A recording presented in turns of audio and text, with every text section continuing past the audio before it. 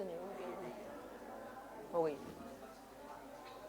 Good morning, क्या हाल चाल तुम्हारे? एकदम बेहतरीन है, एक नंबर। अच्छे हो? अरे ऐसे बैठे रहते हो आराम, ऐसे बोला करो हाँ सर, बोलो हाँ सर, ऐसे ही। देखो, इतिहास में हमने मुगल साम्राज्य पढ़ना शुरू किया था, बोलो हाँ। तो मुगल साम्राज्य में हमने कितने शासक देख लिए थे? दो। एक तो देखा बाबर जो मुगल साम्राज्य का संस्थापक था, दूसरा देखा हुमायूं जो मुगल साम्राज्य के बाबर का लड़का था, जिसने थोड़ा सा शासन किया, लेकिन कितने चरणों में किया? 2 चरणों में किया था। एक तो 1500 कब से 31 से कहां तक? 40 तक। फिर 40 के बाद 55 तक इसका क्या? निष्कासित जीवन। और फिर 55 से 56 तक क्या? 55 से 56 तक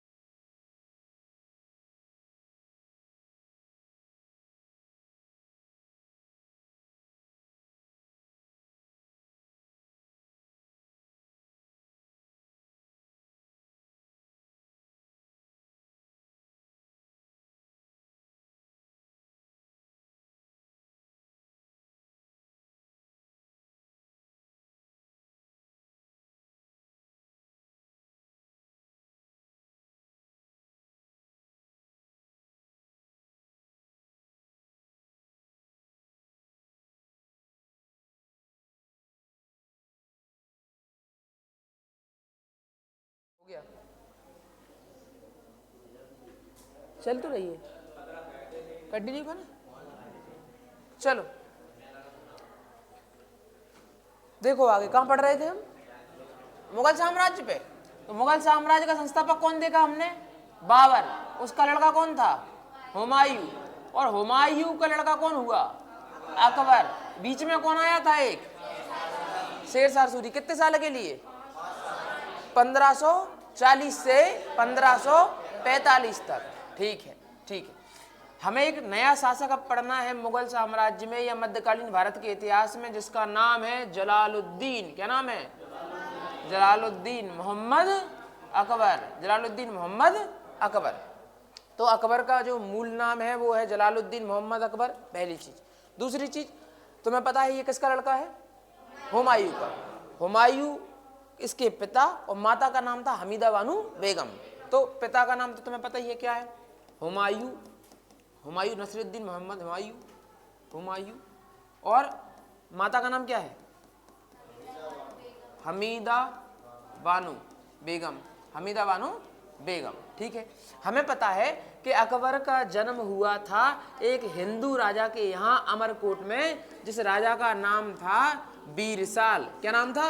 बीरसाल। और क्यों हुआ था ऐसा, ये हम पूरी घटना पीछे पढ़ चुके हैं। क्योंकि हुमायूं का निष्कासित जीवन चल रहा था, हुमायूं अपनी पत्नी को अपने दोस्त बीरसाल के यहाँ छोड़ के गया था, और वहीं उसी समय में अकबर का जन्म हुआ 15 अक्टूबर 1542 को। कब हुआ था? 15 अक्टूबर 1542 को। ठीक है, तो अकबर, अब हमें एक शासक पढ़ना है, अकबर हमें पढ़ना है। अकबर वो शासक जिसने इतिहास लिखा, जो पूरे के पूरे मुगल साम्राज्य का नहीं बल्कि मध्यकालीन इतिहास का महानतम शासक कहा जाता है। अकबर ने अपने जीवन काल में बहुत से काम किए, बहुत से अभियान किए, और मुगल साम्राज्य जो सीमित था इतना सा, उसे पूरे भारत में बिखेर दिया। सिर्फ दक्षिण भारत को हम छोड़ दें तो गुजरात से लेके ऊपर ऊपर का पूरा भारत किसका हो गया था? मुगल साम्राज्य का, मुगल शासन का। समझ रहे हो? तो मुगल शासन को जो सही में विस्तार किया है, देखो, बाबर आया, जीतने जीतने में सब निकल गया, हुमायूं आया, भगने भगने में सब निकल गया, तो विस्तार कौन करेगा? अकबर करेगा। वो सही तरीके से शासन कौन चलाएगा? अकबर चलाएगा। क्योंकि हमें पता है कि अकबर से पहले शेरशाह सूरी आया था, और शेरशाह सूरी ने जो अच्छी अच्छी शासन व्यवस्थाएं स्थापित की थी, जैसे जैसे रुपया चलाना, जैसे दाम चलाना, जैसे कि असरफी चलाना, जैसे अच्छी भूमि पैमाइश वाली भू राजस्व व्यवस्था लागू करना, अपने दरबार में टोडरमल को रखना, जीटी रोड बनवाना, ये सारी व्यवस्थाएं बनी बनाई मिल गई अकबर को। और जब बनी बनाई मिल गई तो उन पर काम करने में क्या दिक्कत है आगे तक, है कि नहीं? थोड़ा सा कि जीवन में करना क्या है, अब ना तो भगना है कहीं, ना कुछ जीतना है, अब क्या करना है? सिर्फ विस्तार करना है। जिसको बनाना होता है उसको टाइम लगता है जिंदगी में, जिसको बना बनाया मिल जाता है उसको तो चलाना पड़ता है। गल्ले पे बैठना ही तो है। इसको बना बनाया गल्ला मिल गया, गल्ला मिला तो बेहतरीन बैठ के क्या करना है? अगर टैलेंट है तो दुकान चला लेगा, और कपूत है तो दुकान को डुबा देगा। लेकिन जिसको बनानी पड़ेगी दुकान, उसका जीवन में मजा नहीं हो सकती। वो तो क्या है फिर, तो उसको तो मतलब बनानी है बेचारे को, और जिसको बनी बनाई मिल गई उसके क्या है? उसके मजे हैं। तो ऐसे ही अकबर को 15 अक्टूबर 1542 में जन्म के बाद ये पहली बार हुमायूं से मिला था 4 साल के बाद। जब ये 4 साल का हो गया था, 3-4 साल का, उसके बाद ये 1546-45 में हुमायूं से मिला था। उसके बाद जब हुमायूं भारत लौट रहा था, तुम्हें पता है कि हुमायूं ने एक लड़ाई लड़ी थी, सरहिंद का युद्ध या मच्छीवाड़ा का युद्ध, ध्यान है? तो इस युद्ध में अकबर हुमायूं के साथ था। ठीक है, और जब उस युद्ध के बाद भारत पे दोबारा 1 साल के लिए कब्जा हो गया हुमायूं का, जब वो शासक बन गया, उस टाइम पे जो अकबर था वो था कालानौर में। कहाँ था? कालानौर एक जगह है हरियाणा में, कालानौर। तो कालानौर में ये था, वहां एक किला है मानकोट का किला। कौन सा किला है? मानकोट का किला। तो मानकोट जो किला है, वहां अकबर की पोस्टिंग थी, मतलब अकबर वहां ऐसा राजकुमार रहा करता था, थोड़ा सा राजधानी से दूर रखते थे, और इसकी सुरक्षा में रखा गया था बैरम खां को। किसको? बैरम खां को। बैरम खां वो व्यक्ति है, जो व्यक्ति सबसे खास है हुमायूं के लिए, तो अपना सबसे खास लड़का भी वो उसके हवाले छोड़े हुए है। बैरम खां वो व्यक्ति है, जैसे व्यक्ति ने हुमायूं का चौसा के युद्ध में, बिलग्राम के युद्ध में, उसके बाद भारत से निष्कासित जीवन में, जब वो वहाँ काबुल कंधार घूम रहा था, जब उसने उधर एक शादी करी, जब वो लौट के आया, अपने भाइयों से लड़ाई लड़ रहा था, हर जगह बैरम खां उसके साथ था, हर जगह। तो बैरम खां उसका बहुत विश्वास पात्र मित्र है। चूंकि जो मुगल हैं वो सुन्नी मुसलमान है, सुन्नी, और जो बैरम खां है वो सिया है। मुसलमान अलग अलग प्रकार के होते हैं, फिर भी उससे कोई दिक्कत नहीं है। फिर भी वो जो था हुमायूं का विश्वास पात्र था, और हुमायूं का नहीं, वो किसका? मुगलों का विश्वास पात्र था। क्योंकि हुमायूं जब मर जाएगा तो वो अकबर के साथ भी बराबर रहेगा कि नहीं रहेगा? ठीक है, जब कालानौर में था कौन? अकबर, और अकबर के साथ कौन था? बैरम खां। तो 1556 में तुम्हें पता है किसकी मृत्यु हुई? हुमायूं की मृत्यु। और 1556 में जब उसकी मृत्यु हुई तो उस टाइम पे बैरम खां के पास सूचना पहुंची तो बैरम खां ने राजधानी की साइड बढ़ना शुरू किया, लेकिन पता था कि 17 दिन तक छुपाई गई थी हुमायूं की मरने की खबर। कितने दिन तक? 17 दिन तक। और 17 दिन के अंदर कुछ लोगों को पता चल गया कि हुमायूं जो है मर गया है। अफगानिस्तान में नहीं, बिहार में एक अफगान रहा करता था जिसका नाम था हेमू भारतीय था, लेकिन जिसके यहाँ रहता था वो अफगान थे। ठीक है, आदल सासूर, सिकंदर सासूर, ये उनके जो शेरशाह सूरी था उसी के वंश के बचे हुए थे। तो सिकंदर सासूर, आदल सासूर, ये जो जौनपुर वाला एरिया है बिहार का, यहाँ ये लोग रहते थे। और इनका पूरा मन था, ये दुश्मन है पहले से ही बाबर के समय से, तो इनका पूरा मन है कि कुछ ना कुछ ऐसा हो मुगलों के साथ कि उन्हें हरा के हम तुरंत काय पे बैठ सकें? गद्दी पे। तो एक व्यक्ति था हेमू, या इसी का नाम था हेमचंद। तो हेमचंद हिंदू था। ठीक है, हेमचंद क्या था? हिंदू। और अपनी काबिलियत के बल पे ये आदिल शाह सूर का क्या बना था, सेनापति। ठीक है, मतलब इसमें इतनी काबिलियत थी कि इसने 24 लड़ाइयां अपने जीवन में लड़ी थी और 24 में से 22 की 22 जीता था। मतलब 2 हारा था सिर्फ, 2 भी वो है ड्रॉ हो गई थी वो मैच 2, तो बाकी 22 की 22 पूरी इसने जीती थी। ठीक है, तो इसको सेनापति बनाया था आदिल शाह सूर ने अपने यहाँ का। अब जब आगरा में कोई नहीं है, दिल्ली में कोई नहीं है, दिल्ली में कोई नहीं है, दोनों जगह नहीं है, ना दिल्ली में कोई है ना आगरा में कोई है, तो आगरा और दिल्ली में कोई ना देखते हुए आदिल शाह सूर ने हेमचंद को कहा कि तुम जाओ जाके अधिकार कर लो। क्या कर लो, अधिकार। और ये कहाँ है भाई साहब, ये हरियाणा में बैठे हैं, कालानौर में। अकबर कालानौर में है, इसको आने में टाइम लगेगा आगरा तक। ठीक है, यहाँ कौन है, अकबर है। ये भाई साहब गए, इनने आगरा जीत लिया, दिल्ली जीत ली और खुद को शासक घोषित कर दिया। आदिल शाह सूर ने कहा था कुछ भी कर दो तो जाके जीत ले, मुगल नहीं आना चाहिए, सीधी सीधी बात ये है। जीत लिया, उसको 2 मिनट लगे जीतने में, वहां कोई है ही नहीं तो कैसे दिक्कत आएगी, जीत लिया। और जैसे जीता तो प्रश्न बन गया भाई साहब के मध्यकाल का प्रथम और अंतिम हिंदू शासक कौन, हेमू। अंतिम हिंदू शासक कौन, हेमू। क्लियर इतनी बात। तो मध्यकाल का पहला और आखिरी हिंदू शासक हुआ हेमू। ना तो इसके पहले कोई आया मध्यकाल में हिंदू शासक, ना इसके बाद, जब तक अंग्रेज नहीं आएंगे, जब तक आधुनिक भारत शुरू नहीं होगा। और फिर आया ही नहीं कोई, आधुनिक भारत में भी अंग्रेज थे और अब भी लोकतंत्र है, अब तो शासक तो अभी भी कोई नहीं है। तो पहला और आखिरी जो भारत का हिंदू शासक था वो था हेमचंद या हेमू। ठीक है, ये ब्राह्मण था, ये जो है भारत का ही था, लेकिन इसने मुस्लिम धर्म स्वीकार कर लिया था और ये जो है आदिल शाह सूर के यहाँ सेनापति था। ठीक है, पूरे भारत में बहुत सारे शासक हुए, प्राचीन भारत से लेके और आधुनिक तक, जिनने विक्रमादित्य की उपाधि धारण करी। पता है तुम्हें इतनी बात। तो जो 14 शासक हुए टोटल जिनने विक्रमादित्य की उपाधि धारण करी, तो जो 14 में से 14वें नंबर का था वो हेमू था। इसके बाद फिर विक्रमादित्य की उपाधि किसी ने धारण नहीं करी। तो मैं लिख दूं यहाँ कि 14वां विक्रमादित्य कौन है, 14वां विक्रमादित्य कौन, हेमू। क्लियर इतनी बात। ये प्रश्न है, सारे के सारे प्रश्न बनेंगे। 14वां विक्रमादित्य कौन, हेमू। मध्यकाल का जो हिंदू शासक है वो कौन, हेमू। अंतिम हिंदू शासक कौन है, हेमू। या ऐसा प्रश्न बने कि भारत का अंतिम हिंदू शासक कौन है, तो हेमू। इतनी बात समझ में आ रही। प्राचीन भारत में हर्षवर्धन था, हर्षवर्धन के बाद कोई हिंदू शासक नहीं आया। थोड़े से टाइम के लिए, थोड़े से लेवल के लिए कौन आया, हेमू आया। भले ही थोड़ा बना, पर इतिहास ऐसे ही बनता है। एक दिन के लिए बना था सिर्फ, एक दिन चमड़े के सिक्के चलाए थे, इतिहास बन गया था कि नहीं बन गया था। तो ऐसे इसका भी बना। ठीक है, हेमू आया भाई साहब। अकबर दूर है, दोनों में लड़ाई होगी कि नहीं होगी।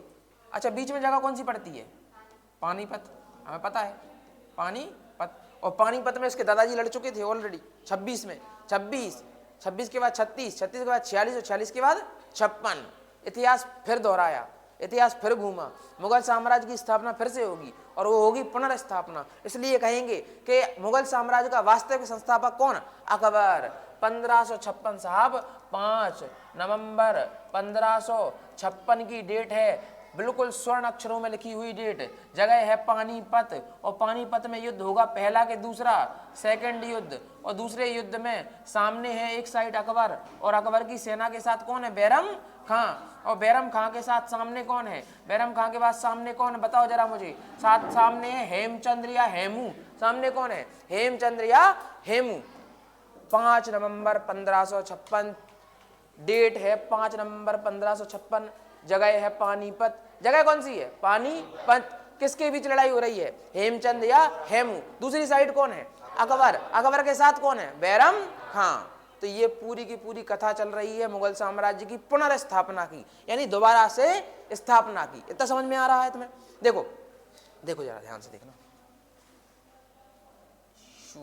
ठीक है, पानीपत का दूसरा युद्ध हुआ, पहला हुआ था 26 में। तारीख सहित बताओ कब हुआ था, 21 अप्रैल 1526। दूसरी की तारीख बताओ, 5 नवंबर 1556। 26 56 26 56। अगला तीसरा होगा 1761 में, वो आगे पढ़ेंगे, वो आधुनिक भारत में पढ़ेंगे, यहाँ नहीं पढ़ेंगे। तो 1761 में होगा, पहला 26 में, दूसरा 56 में, तीसरा 1761 में। पहले की तारीख 21 अप्रैल, दूसरे की तारीख 5 नवंबर, तीसरे की बताऊंगा, अभी क्या को बताऊं, आगे देखो। तो पानीपत का दूसरा युद्ध हुआ, तुम्हें पता है एक साइड बैरम खां था। क्या अकबर लड़ा, अरे अकबर 13 साल 4 महीने का है। 13 साल 4 महीने में ये तो अभी मुझे लगता है रोता होगा अभी, कुआं कुआं ऐसे करके। अरे तो 13 साल 4 महीने क्या होता है, इतना सा होगा, रोता होगा। मम्मी के संग रहता ही नहीं था, किसके पास जाता होगा रोते, उसको बोलता होगा बैरम खां को, मुझे माला ऐसे करके हैं। तो 13 साल 4 महीने का है और उसको पता चला। सोचो तुम, सोचो जब 11 साल का था बाबर तब वो शासक बना था। जे 13 साल में बन गया। ऐसे ही साम्राज्य नहीं बन जाते हैं। तुम क्या साल के हो गए हैं, तुम कहते हो, पापा कहते होंगे चले यार खेत पे जाके थ्रेसिंग करा लिया, तुम अकेले थ्रेसिंग करा के नहीं लिया पाते होगे, है क्या नहीं? तो हाँ सही बात है। तो सोचो वो कितने जल्दी जिम्मेदारी संभाल रहा है। कितने साल का था? 11 साल का था बाबर। ये कितने साल का है? 13 साल का है। वो पूरे मुगल साम्राज्य का शासक बन गया। अब बाबर इसने बैठाया, बैरम खान ने एक पत्थर लिया, कहीं बैठो यहीं, बैठ गया, कि इनका तिलक करो, तिलक कर दिया, कहीं आज से तुम भारत की राजा। कह रहा है अच्छा भारत की राजा, मतलब इसका कि इसका मतलब ये है कि तुम शांति से बैठे रहो, वो हम सब देख लेंगे। कहे अच्छा तो फिर मुझे ट्रॉफी मिलेगी? कि हाँ ट्रॉफी का पूरे हिंदुस्तान मिलेगा। नहीं ट्रॉफी चाहिए अकेली, वो भी किटकैट। तो बाबर राजा बन गया। और तुम्हें पता है कैसे बना? पानीपत का दूसरा युद्ध हुआ। एक साइड हेमू की सेना थी, हेमू की सेना में हाथी ज्यादा थे, तुम्हें पता है, और अकबर की सेना में धनुष वाले ज्यादा थे, और इनको छुपा के रखे थे। हेमू हाथी पे बैठा था, पूरा कवर था, और ये बचता ऐसे ही था। भारत का जो अंतिम हिंदू शासक था, जिसने 24 में से 22 लड़ाइयां जीती थी, हेमू ने, ये बचा कैसे? जी पूरा पैक हो जाता था, सिर्फ आंखें रहता था। और ये बात बैरम खान को पता थी। बैरम खान ने कहा इसकी आंख में ही मारेंगे अपन। पूरा पैक। जब तुम वो फिल्म देखोगे कौन सी, ऋतिक रोशन वाली, एक ऋतिक रोशन वाली जोधा अकबर है, और एक नाटक वाला है जोधा अकबर। हाँ, तो वो जो ऋतिक रोशन वाली है उसमें आता है पूरा पैक होके आता है ऐसे, शू, इतनी आंख रहती है? मूवी का नाम जोधा अकबर। हाँ, तो उसकी आंख में जाके वो टोंक मारता है। मर गया भैया हेमू। लाया गया अकबर के सामने, धनुष्मान मार के उसकी आंखें फोड़ के, और कहा गया कि कत्ल करो इसका गला काट दो, तुम शासक हो भारत के। तो बाबर ने क्या किया? मना कर दिया, रोने लगा। हाँ अकबर ने, वो कह रहा है कि मुझसे नहीं होगा, इसको इतना खून निकल रहा है। एक इतिहासकार है एलियट, उनने कहा है कि अकबर ने कहा कि इस मरते हुए आदमी को मैं कैसे मार सकता हूँ, वो पहले से ही मर रहा है, कैसे मार सकता हूँ। उसके बाद फिर बैरम खान ने तलवार छुड़ाई, मैंने कही तुम नहीं मार सकते, मैं मारता हूँ, और गला काट दिया। क्योंकि वो जो गलती बाबर ने करी थी अफगानों को छोड़ के, वो दोबारा गलती की नहीं जा सकती थी। पर अकबर को कोई पता नहीं था कि मैं शासक बन गया। इसको आगरा लेके गए, आगरा जाके इसका राज्याभिषेक कर दिया और इसको राजा बना दिया। इतनी बात समझ में आ गई। जलालुद्दीन मोहम्मद अकबर, जन्म बताओ?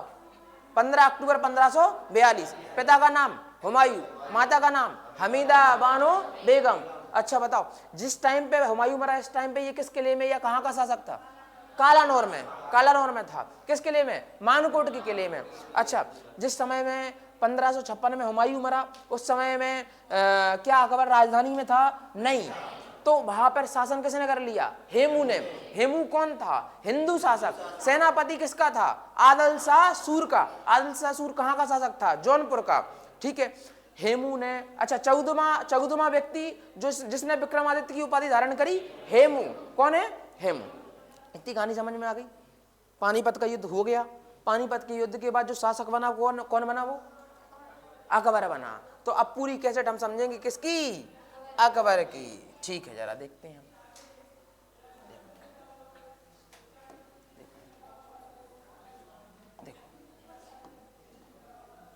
देखो अकबर के हमें सारे के सारे अभियान भी देखने हैं और कार्य भी देखने हैं। तो अकबर बन गया राजा, कब बन गया? इसका पूरा नाम क्या था? जलालुद्दीन मोहम्मद अकबर। 1556 शासक बना। इसके जीवन के काल 2-3 चरणों में विभक्त है। बात ना करो पीछे, 2-3 चरणों में इसके जीवन काल विभक्त है। एक तो 1556 में शासक बना, तो 1556 से लेके 1560 तक इसको जो है पाला, इसको बैरम खान है। तो ये किसके संरक्षण में रहा? बैरम खान कौन था? सेनापति था हुमायूं का। जिसने इसको पाल पोस के बड़ा किया, ठीक है, 4 साल। 1560 के बाद 1560 से लेके 62 तक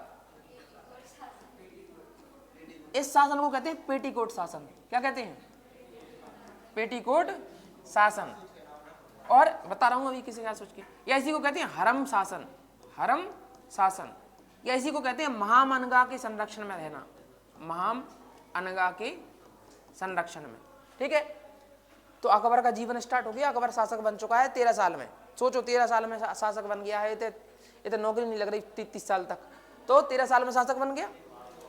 1556 से लेके 60 यानी 55, 56, 57, 58, 59, 60 क्या साल है? 4 साल।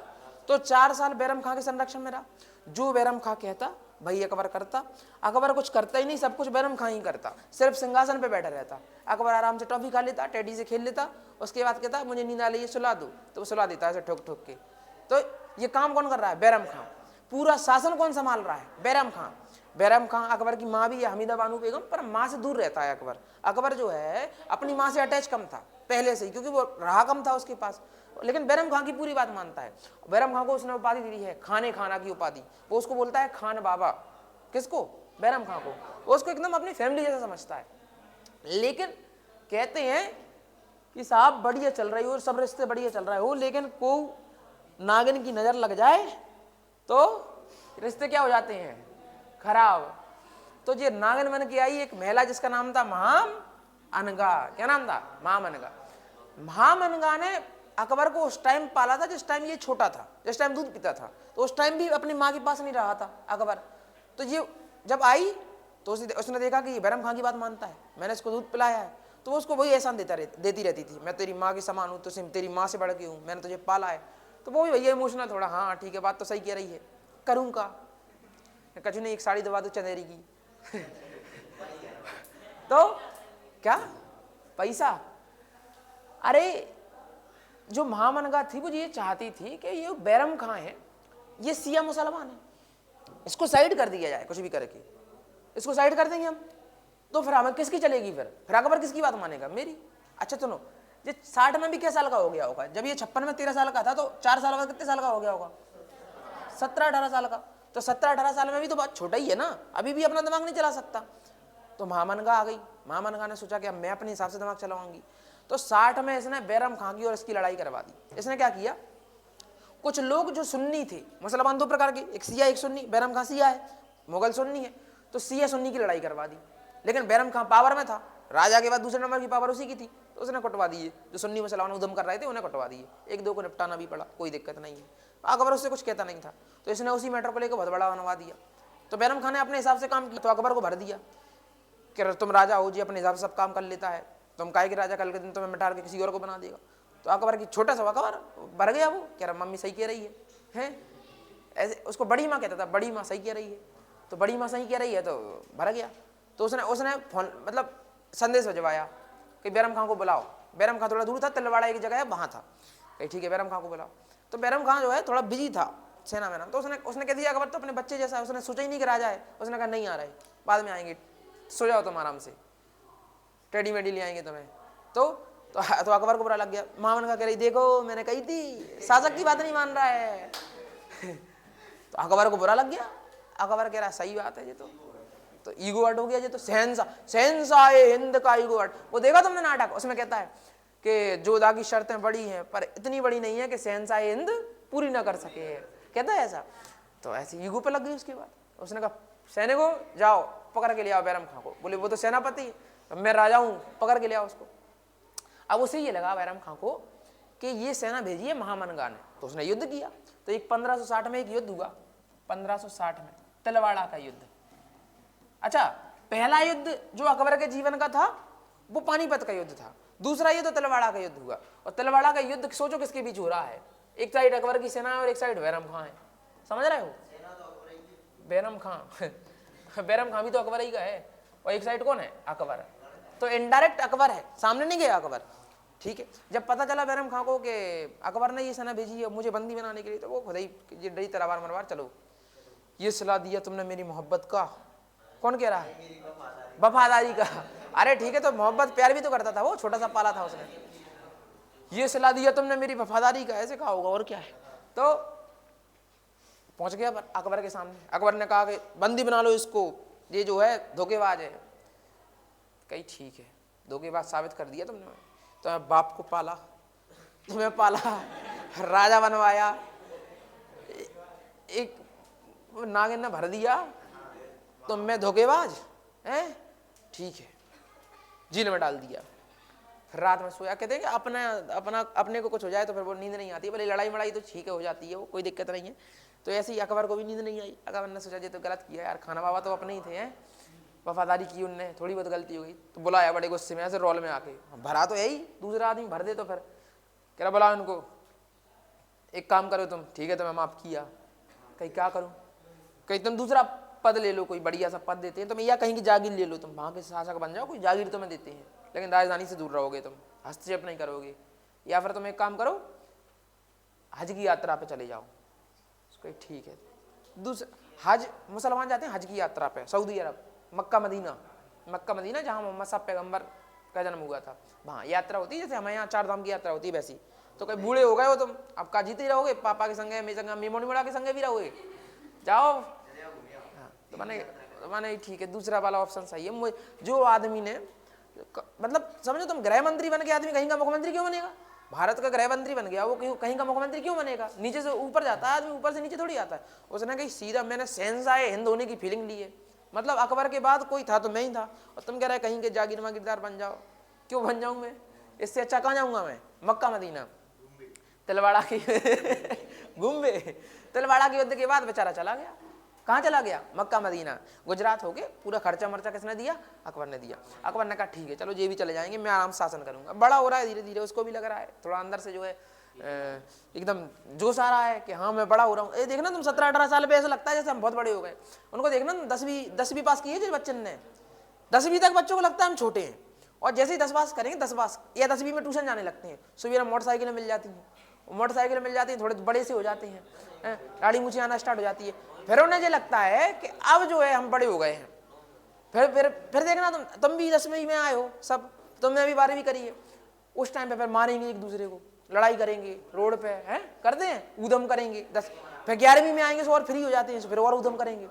12वीं तक उन्हें ये लगता रहता है कि पता नहीं हम क्या हो गए हैं। उस टाइम पे हार्मोनल चेंज आ रहा होता है, और 12वीं के बाद लगती है लंका। फिर समझ में आता है कि जिंदगी जो आती ही नहीं, जिंदगी तो अब है, काय अब है कि अब फिर समझ में आती है कि अब है तो बहुत कछु करना है। अब समझ में आ रहा है, घर से प्रेशर पड़ रहा है, कहते हैं तो व्यवस्था भी देखनी है, पढ़ाई में क्या करना है। फिर पढ़ाई करने जाते हैं तो उन्होंने एक और रहती है गर्मी, और जहाँ पढ़ाई करते हैं फिर कछु नहीं होता है। ऐसा लगता है हाँ अब सूदे बन जाएंगे, अब कुछ नहीं रखा है सब में, अब कहते हैं नौकरी मिल जाए 20-25 हज़ार की, घर परिवार चले तो ठीक है। तो इसमें भी नया नया जोश आ रहा था। हाँ, तो बैरम खां को भेज दिया। बैरम खां गया भाई साहब तिलवाड़ा के युद्ध के बाद गुजरात गया। गुजरात होके नाव से समंदर के थ्रू कहाँ जाना था? Mecca Medina. लेकिन तुम्हें पता है कि वो इस पोस्ट पे था वो कि उसने कितनी दुश्मनियां ली थी। पूरे अफगानों को हराया, हुमायूं को बचाया, अकबर को दोबारा राजा बनाया। तो दुश्मन तो है, अब इतना बड़ा आदमी ऐसे फिरेगा मुंह उठा के बिना गनर बनर के तो मारा जाएगा। तो अफगान गुजरात को पता चला कि बैरम खां है, इसी ने जो है हमारी फैमिली को मरवाया था और इसी ने अकबर को राजा बनवाया था। अफगान गए, अफगानों ने जाके मार दिया। तो गुजरात में किसकी हत्या हो गई? नहीं, बैरम खान की। किसकी हो गई? बैरम खान। तो तिलवाड़ा युद्ध के बाद 1560 में ही कौन मर गया? बैरम खां की मृत्यु। बैरम खां की मृत्यु। बैरम खां का एक पत्नी थी और एक लड़का था। लड़के का नाम था अब्दुल रहीम। क्या नाम था? रहीम। लड़के का नाम क्या था? रहीम। जो आगे चल के रहीम के दोहे लिखे गए, इतना बड़ा विद्वान बना अब्दुल रहीम खाने खाना। तो रहीम छोटा सा था उस टाइम, जिस टाइम बैरम खां मरा। तो अकबर ने एक ओहदा देने के लिए, चूंकि क्या होता था कि किसी के अगर हस्बैंड मर जाए, हरम में जो महिलाएं रहती हैं तो उनकी फिर कोई वैल्यू नहीं रहती थी। तो एक इज्जत बनाने के लिए, जितनी अगर शहंशाह की बेगम है उनकी अलग इज्जत है, बाकी सबकी दासियों के बराबर इज्जत है। तो उसने उस ओहदे को मेंटेन करने के लिए अकबर ने जो है बैरम खां की पत्नी से क्या कर ली? शादी कर ली कि वो बेगम का दर्जा उसको मिलता रहे। और उसका लड़का था रहीम। तो रहीम को संरक्षण दिया और रहीम की पूरी पढ़ाई वढ़ाई किसने करवाई? अकबर ने। अकबर खुद पढ़ा लिखा नहीं था, लेकिन अकबर निरक्षर था, उसको अक्षर की ज्ञान नहीं थी। जैसे अकबर में आ लिखा हो तो उसको आ नहीं पता था कि ये आ है कि ये बड़ा आ है, ऐसा नहीं पता था, इतना निरक्षर था। तो रहीम को पढ़ाया, रहीम को जाके आगे नवरत्न बनाएगा जी अपना। तो बैरम खां की कैसेट खत्म। अब आओ आगे 1561 से 1562 इस युद्ध को कहते हैं इस काल को कहते हैं पेटीकोट शासन। क्या कहते हैं? पेटीकोट शासन। अच्छा शासन है पेटीकोट शासन। पेटीकोट शासन क्यों कहते हैं? क्योंकि इस समय में अकबर ने जो भी डिसीजन लिए वो महाम अनगा के कहने से लिए, और महाम अनगा जिस गुट में थी उस गुट में महिलाएं थी, यानी हरम का शासन चलता था। मुगलों में महल था और महल में एक पोर्शन रहता था पूरा का पूरा, वो हरम कहलाता था। उस हरम में सिर्फ महिलाएं रहती थी। जैसे कुछ युद्ध में जीती किसी की रानियां, उनसे आके अकबर ने शादी कर ली। अकबर या किसी भी शहंशाह ने, कुछ महिलाएं पुरानी हैं, कुछ महिलाएं जो है वो दासियां हैं, तो सारी महिलाएं रहती थी। उसमें किसी भी पुरुष को जाने की इजाजत नहीं थी। उसमें जो उनके सेवक रहते थे वो कौन रहते थे? जो वो होते हैं थर्ड जेंडर, खजिए समझते हो? तो जो खजिए होते थे वो कौन रहते थे? उनके पूरे के पूरे सेवक रहते थे। उसमें किसी पुरुष को शहंशाह के अलावा जाने की अनुमति नहीं थी। तो 1561 से लेके 62 तक 2 साल में अकबर ने जो भी काम किए वो खुद के हिसाब से किए कि महामन खां के हिसाब? 60 तक किसके हिसाब से? बैरम खां के हिसाब से। 60 से 61 से 62 तक किसके हिसाब से? महामन खां का एक गुट था जिसको कहते थे अतका खेल। क्या कहते थे? अतका खेल। तो अतका खेल ग्रुप या अतका खेल जो समूह था वो किसका था? महामनगा का। इसमें महामनगा थी, महामनगा का लड़का था जिसका नाम था आदम खां। ठीक है, आदम लड़का था, बहुत मूर्ख लड़का था। उसको आदम को ऐसे अकबर ने ऐसे छत से किले पे से फेंका तो भी नहीं मरा, फिर दोबारा फेंका, फिर दूसरी बार में मरा, ऐसे मारा था उसको। तो बड़ा बेकार लड़का था आदम खां। और क्या, एक बार फेंका, वो जगह है अभी, कभी तुम आगरा जाओगे, उसने ऊपर से फेंक दिया था, कह रहा इसको फेंकवा ऊपर से। एक बार फेंका नहीं मरा, फिर दोबारा ले उठा के फिर फेंकू, तब जाके मरा था महामनगा का लड़का। तो आदम खां था इसमें आदम खां की जो बहू थी वो थी, आदम खां का ससुर था। इसमें मतलब जो लोग थे वो सारे कौन थे? सारे के सारे महामनगा के समूह वाले थे। इतनी बात समझ में आ गई? ठीक है, अब देखो जरा, अब देखो 1562 से आगे की कहानी देखते हैं। इसी के ऊपर ले जाओ इसको, देखो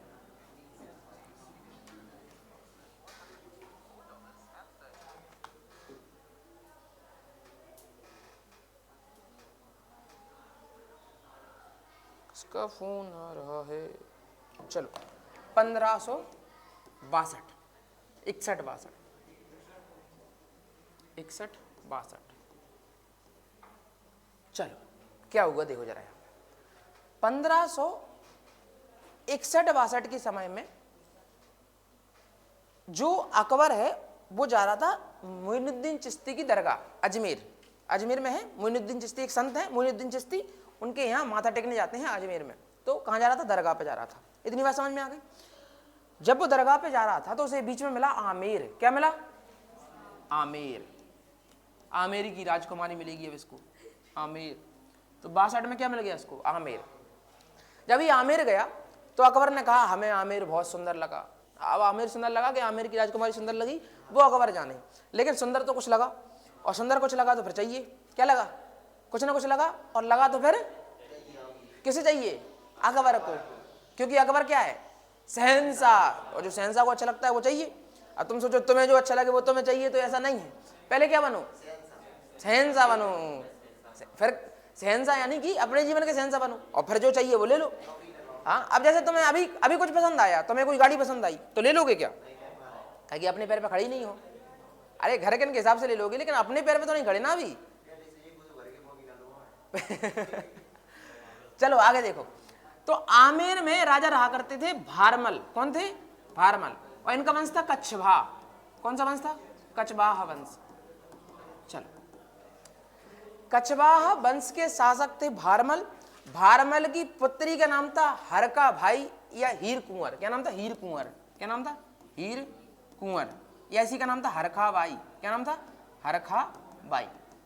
अच्छा सुनो ध्यान से, अब जोधा नाम की अकबर के जीवन में कोई महिला नहीं थी। समझ गए? जोधा नाम की कोई महिला ही नहीं है। समझ गए बात को? जोधा आके आगे कौन आएगी? तो एक इसी का लड़का होगा अकबर का और हरका बाई का, जिसका नाम होगा जहांगीर। और जहांगीर की शादी होगी मान सिंह की लड़की से, उस लड़की का नाम होगा जोधा, और उसको भी उपाधि मिलेगी जोधा की। तो जोधा नाम की कोई लड़की है क्या? नहीं।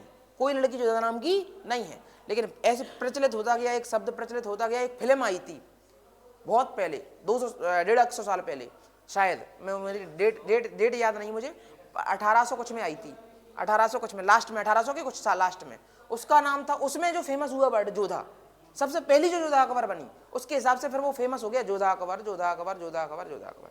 लेकिन इतिहास की किसी किताब में जोधा नहीं नाम की कोई महिला नहीं है। ठीक है, कौन है? हरका बाई या हीर कुंवर। जो नाटक आता होगा तुम्हारा, जो टीवी पे आता है, उसके शुरू में कुछ लाइनें रहती हैं पढ़ने के लिए रहती हैं, उसमें भी लिखा रहता है कि जोधाबाई की कोई, जोधा नाम की कोई महिला नहीं थी, बल्कि इतिहास में जो प्रचलित नाम है वो है हीर कुंवर या हरका बाई। समझ गए बात को? तो 1562 में अकबर ने आमेर के राजा भारमल से कहा कि हाँ, या तो तुम हमसे संधि करो, यानी हमें अधीन हो जाओ, या हम तुम्हें जीतेंगे। क्योंकि ऐसी कंडीशन थी भारमल के साथ कि वो लड़ नहीं सकता था, और अकबर से लड़ेगा क्या? तो नहीं। तो 1562 में अकबर ने आमेर के राजा भारमल से संधि करी, और संधि करके उनको संरक्षण दिया कि हम तुम्हारी रक्षा करेंगे, तुम हमें अधीन हो, आज से तुम मुगल साम्राज्य के अधीन हो, और तुम्हारी मोड़ी शादी हम करेंगे। होता है जी, होता है। तुम ध्यान करो, चंद्रगुप्त मौर्य ने सेल्यूकस निकेटर को हराया था, हेलेना से ब्याह किया था। हर जगह यही होता है, पता नहीं काहे है, कह रहा है बाद में पलट गया इसलिए पहले मोड़ी फंसा लेते हैं। ऐसा नहीं है। मुझे लगता है कि जो बाप हार जाता है उसको लगता है कि नहीं मोड़ा में कुछ बात है, तो वो सोचता है कहीं ना कहीं तो करना ही है ब्याह, जैसा चाहे कर दो तो फिर रिश्तेदारी बनी रहेगी, तो दोबारा फिर गड़बड़ नहीं होगी उस हिसाब से। तो हीर कुंवर की शादी भारमल ने किससे कर दी? अकबर से कर दी 1562 में। पहला राजपूत शासक भारत में जिसने अकबर की अधीनता स्वीकारी वो कौन है? भारमल। भारमल का राजा, भारमल का लड़का था जिसका नाम था भगवान दास। भारमल का लड़का का नाम क्या था? भगवान दास। भगवान दास। और भगवान दास के लड़के का नाम था मानसिंह। क्या नाम था? मानसिंह। ये वही मानसिंह है जिस मानसिंह ने महाराणा प्रताप के विरुद्ध हल्दी घाटी का युद्ध किसकी साइड से लड़ा था? अकबर की साइड से। समझ रहे? तो अकबर का दिमाग देखो तुम। महाराणा प्रताप या उदय सिंह या मेवाड़ या चित्तौड़ के सारे राजा हमेशा दुश्मन रहे किसके? किसके दुश्मन रहे? मुगलों के। समझ में आ रही इतनी बात? जब मुगल, तुम्हें पता है कि एक साइड महाराणा प्रताप है वो राजपूत है, एक साइड अकबर है। अकबर को पता है मैं सामने से लड़ूंगा, हो सकता है हार जाऊं, इतनी बात क्लियर। तो मैं क्या करूंगा, इधर भी राजपूत है इधर भी राजपूत है, दोनों को आपस में लड़ाऊंगा। तो मानसिंह कौन है? राजपूत है। भगवान दास कौन है? राजपूत है। सामने कौन है? राणा प्रताप। तो राणा प्रताप वो भी राजपूत, मानसिंह भी राजपूत, दोनों राजपूतों को आपस में लड़ाऊंगा, जो होगा देखा जाएगा, कोई ना कोई एक तो हारेगा, है कि नहीं? तो समझ रहे हो तुम इसका दिमाग? उसको राजपूतों से दिक्कत थी, उसने राजपूत ही अपनी साइड कर लिए। 1562 में शादी कर ली किससे? हरका बाई से, या उसको जिससे जनरल नाम जानते हैं हम, जोधा से। ठीक है। अब 1562 तक किसके अंडर में लेता था डिसीजन, जरा बताओ मुझे। क्या कॉल कर रहा है एक लड़का, एक सेकंड रुकना जरा। हेलो, हाँ संजीव, हेलो, गुड मॉर्निंग, बोलो। हाँ हाँ बोलो बोलो। हेलो,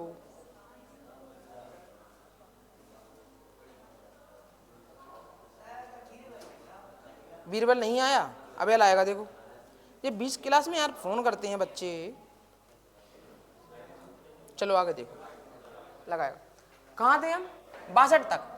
62 तक किसके कंट्रोल में था? मामन का। और 62 में हो गया ब्याह, तो क्या ब्याह के बाद पत्नी के कंट्रोल में कि मम्मी के कंट्रोल में? पत्नी के। किसके कंट्रोल में? पत्नी, मामन का के कंट्रोल में। उससे पहले बैरम खां के। अब अकबर किसकी बात मानेगा? जोधा की। किसकी बात मानेगा? जोधा की। तो 62 के बाद अकबर जो काम करेगा वो सारे के सारे किसके हिसाब से करेगा? जोधा। अच्छा सुनो, जब शुरू में शादी हुई तो इतना मतलब इतनी बात नहीं मानता है, तो अभी कुछ साल अपने हिसाब से काम करेगा, उसके बाद फिर जो जोधा कहेगी वही करेगा। समझ रहे हो? तो अभी लगेगा तुम्हें लगभग 64-65 तक, तब तक लगेगा कि इतना तो रौब जमाने में टाइम लगता है। अपना सत्ता महामन का है, वो जमाने नहीं देगी इतनी जल्दी, तो थोड़ा सा अभी तो महामन का कहेगी मेरी बात मान, अकबर कहेगा, जोधा कहेगी मेरी बात मान, वो कहेगा मुझे ज़्यादा प्यार करता है, वो कहेगी मुझे ज़्यादा प्यार करता है। समझ रहे हो? कौन? अरे आदमी के संग तो यही होता है। इते आया, वो कहेगी मम्मी ने मुझे सुना दिया। उधर जाएगा तो वो कहेगी आज तो बहू ने मुंह में डंडा कहेगा। फिर गुस्सा आ जाएगी, मम्मी को मारा तुमने। अरे मैंने मारा नहीं, धोखे से गल गया, पता पड़ा। फिर जेरून लगी। फिर बाद में इधर मनाना है, अरे ये मम्मी बहुत बेकार है, लड़ाई करा देती हैं अपन में, अपन नियारी कर देते हैं इनको। ऐसे सिस्टम चल रहा है 3-4 साल, 64-65 तक ऐसे सिस्टम चलेगा। किसके साथ? अकबर के साथ।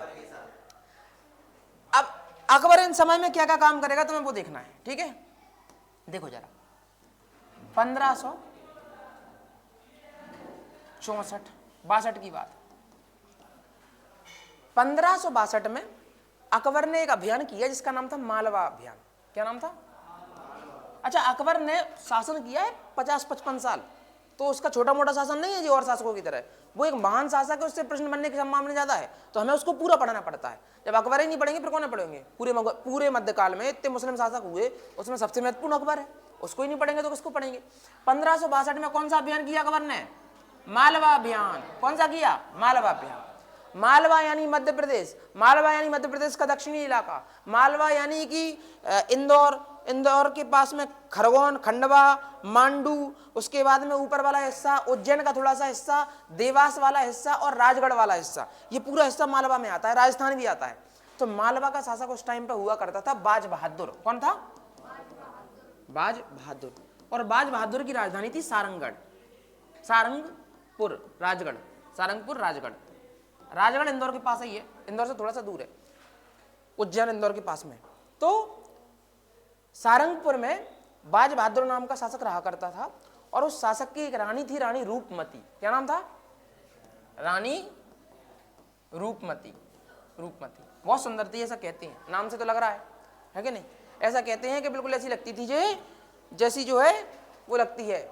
अरे उसका नाम क्या है यार, एक हीरोइनी है। अरे नहीं नहीं नहीं, ऑर्केस्ट्रा वाली नहीं, अच्छी लगती थी, एक हीरोइनी है, वो पता नहीं क्या नाम है, दीपिका पादुकोण? नहीं नहीं नहीं, तुम्हें बहुत हीरोइनी के नाम आते हैं, मेरे को नाम नहीं आ रहा, अभी बताऊंगा नाम आएगा किसकी जैसी लगती थी। ऐसा ऐसा ऐसा कौन सी मूवी है बस ये बता दो। मॉडर्न को कितना इंटरेस्ट आ रहा है, कोई की जैसी नहीं लगती थी, वो अच्छी लगती थी, रानी रूपमती थी। ठीक है, अब ठीक है, तो रानी रूपमती बाज बहादुर की पत्नी है, दोनों संगीतज्ञ हैं, दोनों गाते बजाते हैं, दोनों सिंगर हैं। और इंदौर के पास 50-55 किलोमीटर एक दूर जगह है जिसका नाम है मांडू। क्या नाम है? मांडू। तो जो मांडू है वहां नर्मदा नदी बहती है, और उस किनारे पे इन्होंने अपने एक महल बनवाया था, मांडू का महल, रानी रूपमती का महल। वो सिर्फ इसलिए बनवाया था कि वहां जाएंगे और बेहतरीन गाया करेंगे, अपन बढ़िया गाएंगे यहाँ पर नर्मदा नदी के किनारे। वो जगह पसंद आई थी रानी रूपमती को। बाज बहादुर बहुत प्यार करता था रानी रूपमती को, कि तू ही तो है मेरी सब कुछ है, बता क्या करूं मैं तेरे लिए, तारे तोड़ लाऊं या जमीन फाड़ दूं, ऐसी बातें करता था फालतू की। तो 62 में अटैक किया मालवा पे, अकबर ने खुद नहीं किया, एक व्यक्ति था जो महामनगा का लड़का था जिसका नाम था अदम खां। तो अदम खां से कहा कि तुम सेना लेके जाओ, ठीक है। अदम खां सेना लेके आया। अदम खां ने पूरा मालवा जीत लिया, और मालवा जीतने के बाद बाज बहादुर जो है भागा गया। रानी रूपमती महल में थी, तो इसने रानी रूपमती को जीतने के बाद बहादुर ने कहा तुम ले जाओ, सब ले जाओ, हमें छोड़ दो, ठीक है। लेकिन अदम खां तो बेकार आदमी, महामनगा का मोड़ा है, अच्छा वाला आदमी नहीं है, इतना बेकार आदमी है कि अकबर को फेंकना पड़ा था छत पे से इसको। तो अदम खां ने पूरी जो संपत्ति लूटी मालवा से, उसमें से कुछ भी नहीं पहुंचाया, कहाँ? दिल्ली या आगरा। और रानी रूपमती से कह रहा मुझसे ब्याह करोगी? तो रानी रूपमती बोली बदतमीज, घर पे माँ बहन नहीं है? कह रहा माँ तो है जिसका नाम है महानगा, बहन भी है लेकिन पत्नी नहीं है, बनोगी? तो बाने कि ये तो बहुत दुष्ट आदमी है, राक्षस टाइप का। तो रानी रूपमती ने कहा रुक जा, अभी आ रही, मैं जाके तैयार हो जाऊं। तो रानी रूपमती गई तैयार होने, उसने बलात् कांटेक्ट किया, हाय बाज बहादुर मुझे बचा लो, ये वो। उसने मैसेज सीन नहीं किया बाज बहादुर ने। उसने सोचा अब कैसे बचूं मैं, कहीं क्या करूं। तो एक गले में हीरा पहनती थी, उस हीरे को खा लिया रानी रूपमती ने। मर गई, काहे नहीं मरेगी, हीरा चाटने से मर जाता है आदमी, तो खा लिया। तो हीरा खा लिया, मर गई रानी रूपमती। ये बात पता चली अकबर को कि इसके चक्कर में रानी रूपमती ने हीरा खा लिया, नहीं तो मैं ही कर लेता ब्याह उससे। इसके चक्कर में संपत्ति भी धर ली इसने, कमीने। अकबर आया तुरंत, कहां से? दिल्ली से। अकबर ने मालवा अभियान में खुद नेतृत्व किया। अकबर आया भाई साहब दिल्ली से, और महामनगा ने सुनी कि जे अकबर जा रहा है पूरी स्पीड से, और पकड़ गया आदम खां, तो ये बहुत कुटने वाला है। पीछे से डबल स्पीड से कौन आई? महामनगा। कली निकल गई घोड़ा पे बैठ के, अकबर से पहले पहुंच गई शॉर्ट रास्ता से, और बिल्कुल ऐसे बैठा दिया बिल्कुल उसको, आदम खां को। क्या बिल्कुल चुप रहना, बिल्कुल राजा के सामने, मैं सब संभाल लूंगी, टेंशन नहीं लेना। पूरे संपत्ति झड़ दी, कहीं तो मैं देवे तो आ रहे थे, और रानी रूपमती का बहाना बना दिया कहीं वो तो किसी और ने मारी है, तो ऐसे करके वो वहां पहुंच गई, और बिल्कुल ऐसे आंखें खड़ी हो गई। अकबर ने कहा तलवार से इसका गला काटता हूं। मैं कहा अरे क्या रही, तुम पे कर्जा है मेरे दूध का, और तुम जो है तुम भी मेरे लड़का हो, वो तुम्हारा भाई की तरह है, तुम उसको नहीं मार सकते। बचा लिया उसको आदम, इमोशनली अत्याचार, ब्लैकमेल कर दिया उसको, बचा लिया आदम खां को। अकबर ने कहा ठीक है कोई दिक्कत नहीं, छोड़ दो इसको, लेकिन आज के बाद इसको किसी अभियान में अपन नहीं भेजेंगे, बहुत दुष्ट आदमी है जी। ऐसे सब होता ही, रानी मरती नहीं, मेरे पास कौन आएगा? ये तो बड़ी कहे, मैंने सुनी थी कि रानी रूपमती इतनी सुंदर इतनी सुंदर। एक तो बाज बहादुर को भगाया, और जाने देखने नहीं दी कि इतनी सुंदर थी। अब एक तो फोटो भी नहीं ले सकते, डीपी मीपी कुछ तो दिखा देता कैसी थी, हो सकता है जोधाबाई से अच्छी होती। तो 62 से फिर जोधाबाई के अंडर में, फिर बाकी बाद रानी रूपमती के अंडर में, तो लेकिन मर गई, अब क्या कर सकते हैं। बाज बहादुर आया, बाज बहादुर ने कहा, बाज बहादुर ने सोचा अकबर अच्छा है, बाज बहादुर ने सोचा अरे वाह यार, इसने जो आके आदम खां को, अपने ही सेनापति को दंडित किया। तो बाज बहादुर ने कहा मालिक मालवा तुम्हारा, मैं जी के क्या करूंगा, मेरी रानी मर गई, मैं सब बढ़िया है वो तो, अब ठीक है मुझे कुछ नहीं करना, जो तुम कहो बताओ, काम बता दो, कुछ करता रहूंगा। ऐसे उसको सूबेदार बना दिया। एक दिन गया बाज बहादुर रानी रूपमती की समाधि पे, भाई मुड़ पटक पटक के मर गया। और क्या, अब समझो मर गया। अकबर को बड़ा बुरा लगा। अकबर ने कहा यार ये तो सही में प्रेम करने वाले थे दो, इनको जुदा करके मैंने बहुत बड़ी गलती की है। तो बाज बहादुर की बगल में समाधि बनवा दी रानी रूपमती के, कहीं अब दो ही परे रहो, कोई दिक्कत नहीं, आराम से पतरात रहो। और क्या करेगा, और क्या उसके नाम का जिला घोषित करेगा। बनवा तो दी। तो मालवा जीत लिया। मालवा कैसे जीता समझ में आ गया, बाज बहादुर रानी रूपमती मर गए, मालवा जीत लिया। मालवा की जो एमपी का पूर्वी वाला एरिया है, पूर्वी मतलब जबलपुर वाला एरिया, जबलपुर के पास जितने भी जिले हैं उन सब वाला, जैसे कि मंडला, डिंडोरी, जबलपुर, ये सारे जो एरिया है, इस एरिया को कहा जाता था गड़ा कटंगा। इस एरिया को क्या बोलते थे, गड़ा मंडला या गड़ा कटंगा।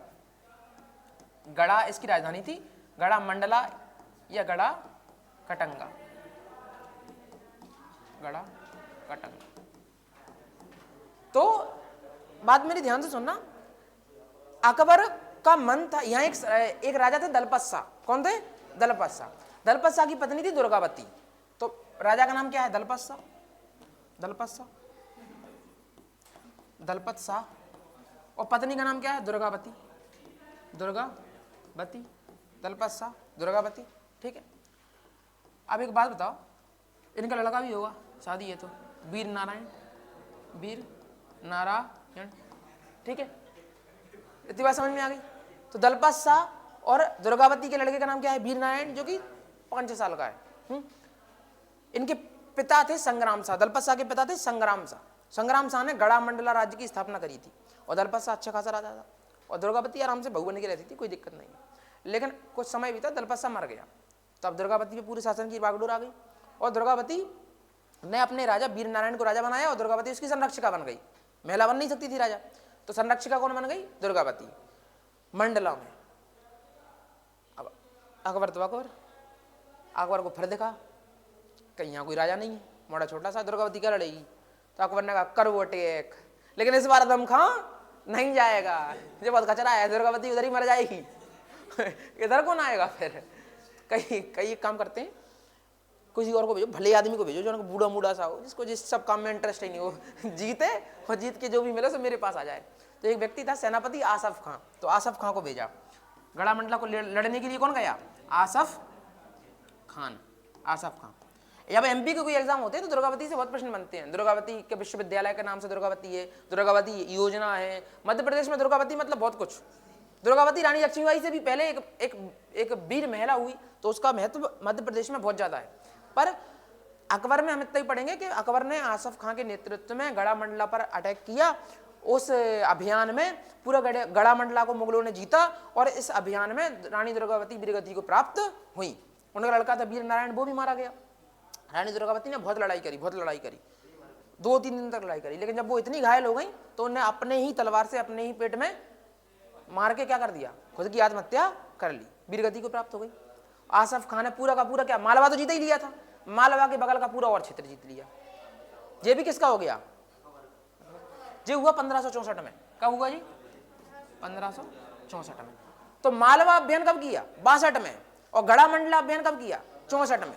मालवा अभियान किसके विरुद्ध, बाज बहादुर और रानी रूपमती के विरुद्ध। और गड़ा मंडला अभियान कब किया, 64 में। किसके विरुद्ध, रानी दुर्गावती की। अगर मैं पूछूं पहला राजपूत शासक जिसने अकबर की जो अधीनता है वो स्वीकार करी, भारमल। भारमल कहाँ के राजा, आमेर के। किस वंश के, कछवा वंश के। उनके लड़के का नाम क्या, भगवान दास।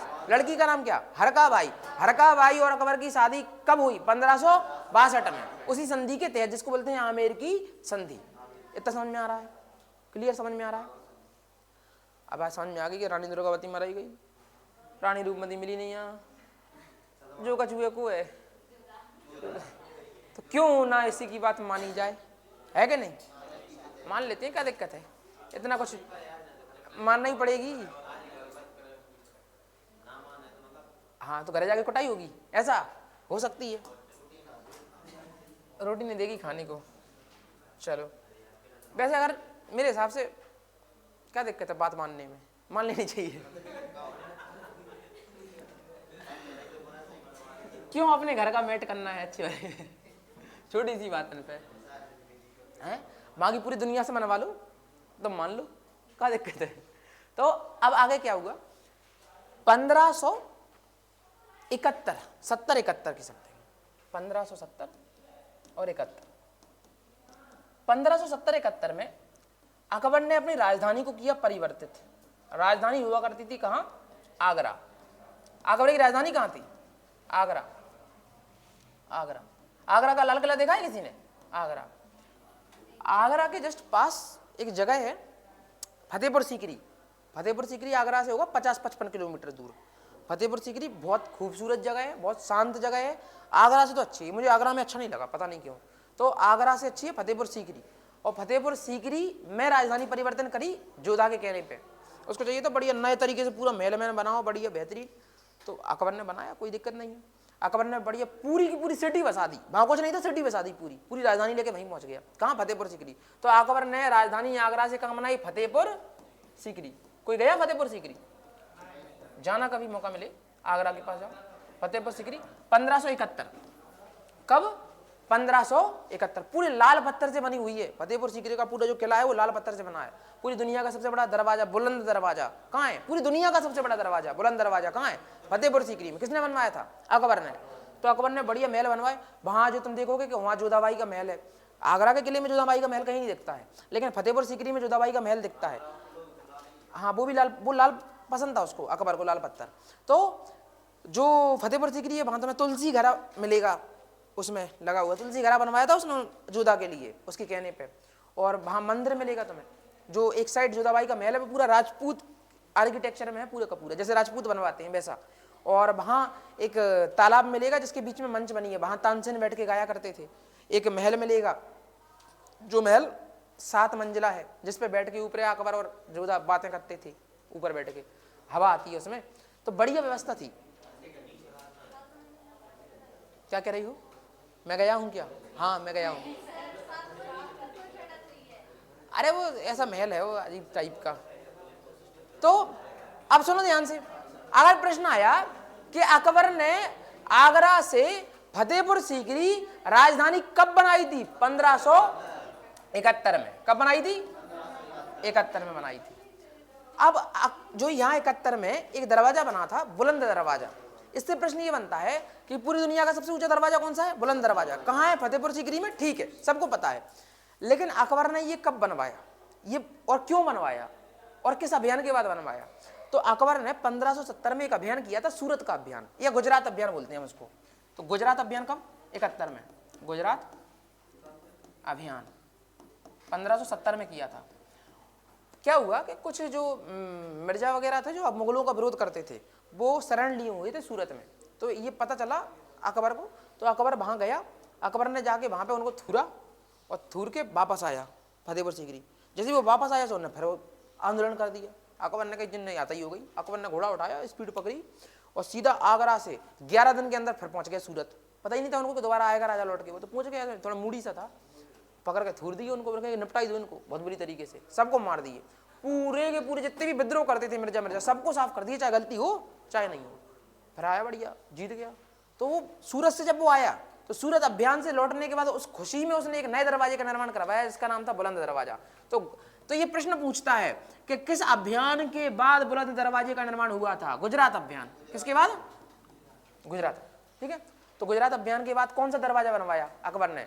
बुलंद दरवाजा बनवाया। कब बनवाया? 1570-71 में। ठीक है, इतनी बात समझ में आ गई? तो क्लियर है इतनी बात? चलो आगे क्या कह रहे हैं? किसी के कोई क्वेश्चन है? नहीं है। इतने मिस कॉल आ रही हैं बच्चों की।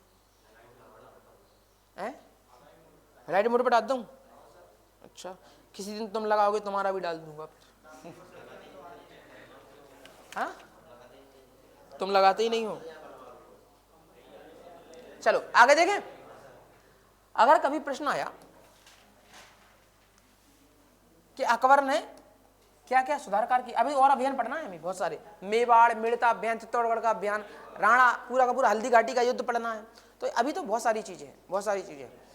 देखो अकबर ने 1562 में अकबर ने दास प्रथा पर रोक लगा दी थी। किस पे? ये प्रश्न आएगा, किस मध्यकाल के किस शासक ने पूर्णतः दास प्रथा, दास समझते हो? मोहम्मद बिन तुगलक के, फिरोज शाह तुगलक के समय में सबसे ज्यादा दास थे।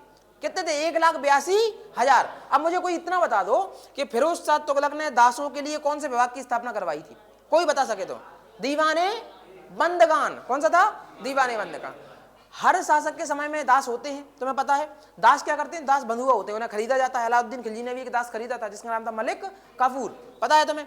तो 1562 में दास प्रथा पूर्णतः बंद कराने वाला मध्यकाल का शासक कौन? अकबर। इतनी समझ में आ गई? 1563 में अकबर ने एक कर बंद कर दिया, तीर्थ यात्रा कर। यह भी जोधाबाई के कहने पर ही किया, तीर्थ यात्रा कर।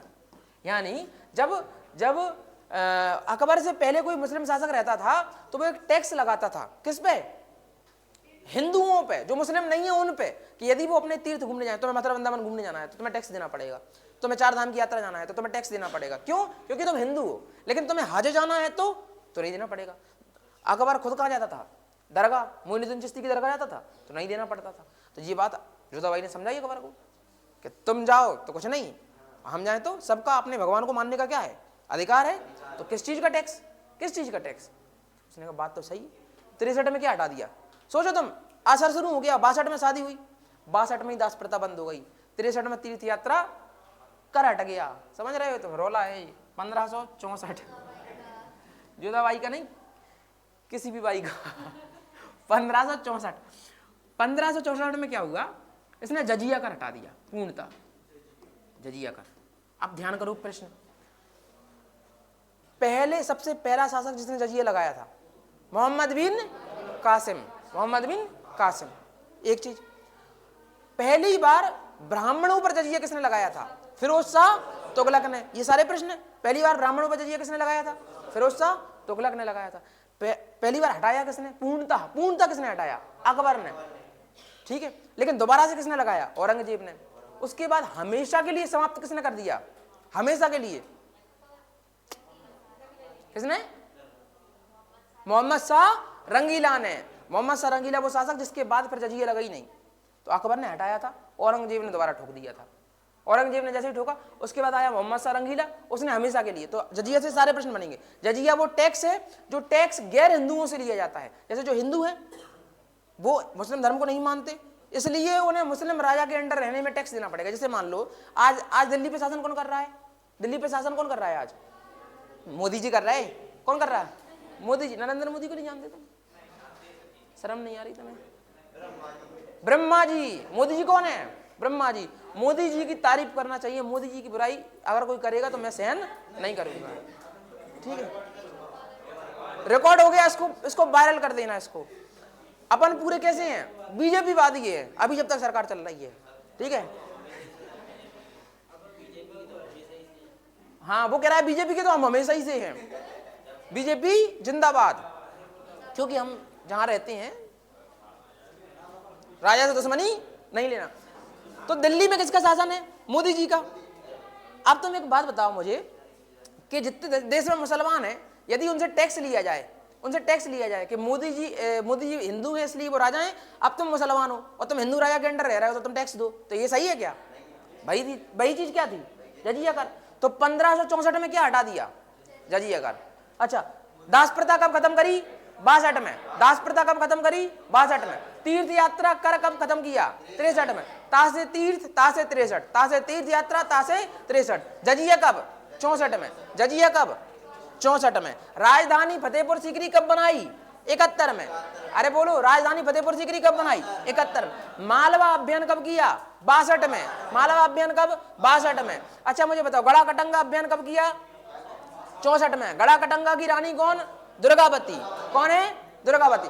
अकबर का मूल नाम क्या है? जलालुद्दीन। अकबर का जन्म कब हुआ? 15 अक्टूबर 1542। 15 अक्टूबर 1542 में हुआ। अच्छा, पेटीकोट शासन कब से कब तक? 60 से 62 तक। 60 से 62। ठीक है। अतका खेल ग्रुप, अतका खेल समूह की हेड कौन थी? महामनगा। जानने लगी? बैरम खां कौन था? अकबर का सेनापति। खाना उपाधि किसकी थी? बैरम खां की।